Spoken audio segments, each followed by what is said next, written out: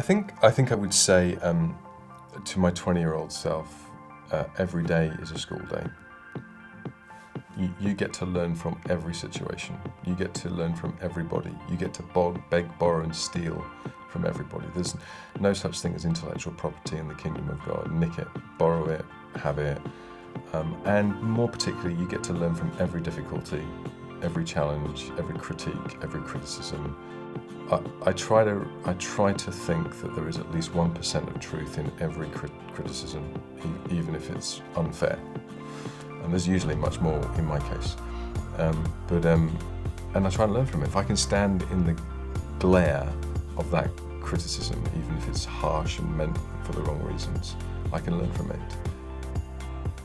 And I would also say to my 20-year-old self, never defend yourself. Never defend yourself.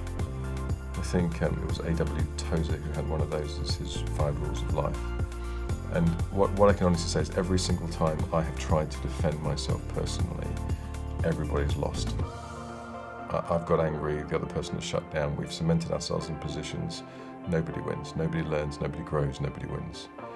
But every time that I have decided to clarify what I meant so that I'm not being passive aggressive, but not defending myself personally, it provides an opportunity for everybody to win and everyone to grow.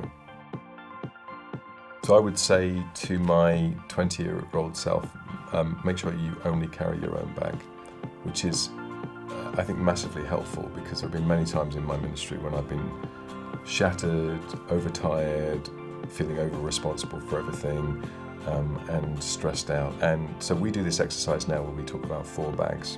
So we say, make sure you only carry the bag that God has for you. So what's your bag that only you can carry, because it fits who God made you to be and it fits the commission that God has given to you. What's somebody else's bag? In other words, what are the things you're carrying right now that don't belong to you, that should belong to somebody else, and you need to pass it on? What's God's bag? So what are you carrying right now that's actually His responsibility? What do you feel responsible for right now in your life that actually it's God's responsibility, and His bag is really heavy because He's God? So why are you carrying that around? It'll just kill you.